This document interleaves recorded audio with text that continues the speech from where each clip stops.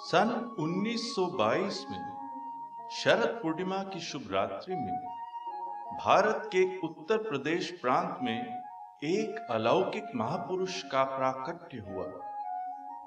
वे हमारे जगत गुरु श्री कृपालु जी महाराज हैं। आपने अल्प आयु में ही अल्प काल में संस्कृत व्याकरण एवं साहित्य इत्यादि का अध्ययन पूर्ण कर लिया। तदनंतर दिव्य प्रेम की पूर्ण परमहंस अवस्था में स्थित शरभंग आदि स्थानों में अधिकारी जनों को कृतार्थ करते हुए आप कुछ समय तक भ्रमण करते रहे। तत्पश्चात वृंदावन धाम पधारे। तब से आप जीव कल्याणार्थ निरंतर नाम संकीर्तन, पद संकीर्तन एवं प्रवचनों के द्वारा ब्रजरस प्रवाहित करते चले आ रहे हैं। 1957 में भारतवर्ष के मूर्धन्य विद्वानों की तत्कालीन सभा काशी विद्वत परिषद के आमंत्रण पर आप वाराणसी पधारे।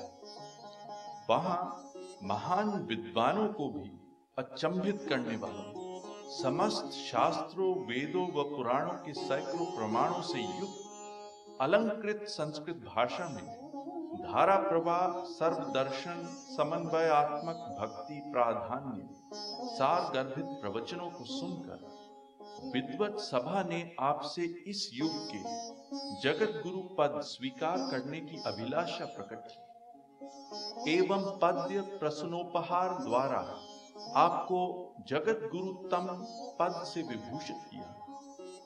उस समय आपकी आयु केवल 35 वर्ष की थी। यह ज्ञात हो कि पिछले 5000 वर्षों में केवल 4 महापुरुषों को जगत गुरु की मूल उपाधि प्रदान की गई थी। आदि जगत गुरु श्री शंकराचार्य, श्री निम्बार्काचार्य, श्री रामानुजाचार्य एवं श्री माधवाचार्य। भक्ति योग रसावतार श्री कृपालु जी महाराज इस युग के परमाचार्य एवं मूल जगत गुरु हैं। आइए ऐसे अद्वितीय महान विभूति जगत गुरु श्री कृपालु जी महाराज के मुखारविंद से कुछ उपदेश श्रवण करें।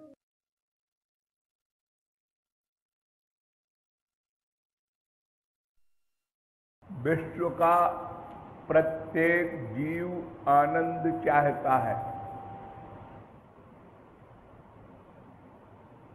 किंतु आनंद क्यों चाहता है यह भी नहीं जानता। आनंद किसे कहते हैं यह भी नहीं जानता।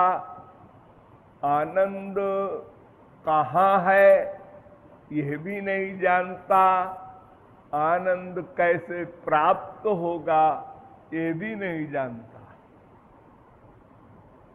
किंतु आनंद के हेतु अनादिकाल से प्रतिक्षण प्रयत्नशील है और तब तक रहेगा जब तक आनंद प्राप्त न हो जाए।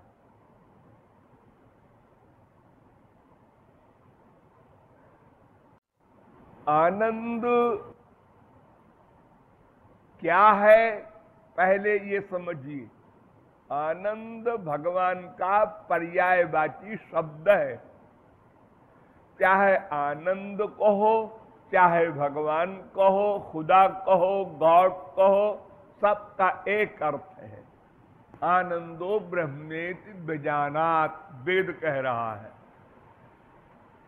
ब्रह्म में आनंद है ऐसा नहीं, ब्रह्म ही आनंद है ऐसा कहा वेद ने।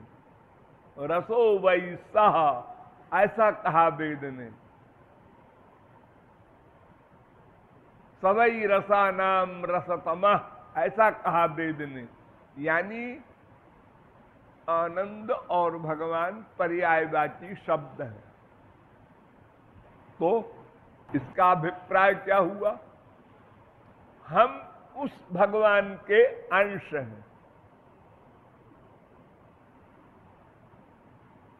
वेदांत कहता है अंशो नाना व्यपदेशात। गीता कहती है ममई वांशो जीवलोके जीवभूत सनातना। रामायण कहती है ईश्वर अंश जीवय विनाशी चेतन अमल सहज सुख राशि।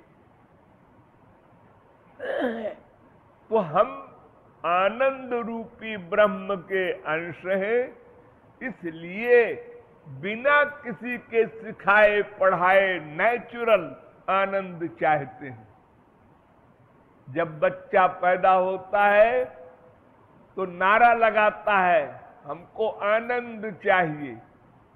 आप कहेंगे वो तो बोलना भी नहीं जानता, नारा क्या लगाएगा? नहीं, बच्चा पैदा होते ही रोता है। क्यों रोता है? उसको पैदा होने में जो कष्ट हुआ, दुख हुआ, वो नहीं चाहता, वो आनंद चाहता है।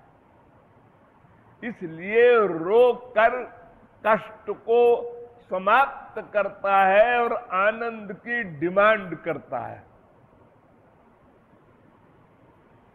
तो हम आनंद के अंश हैं, इसलिए नेचुरल आनंद चाहते हैं।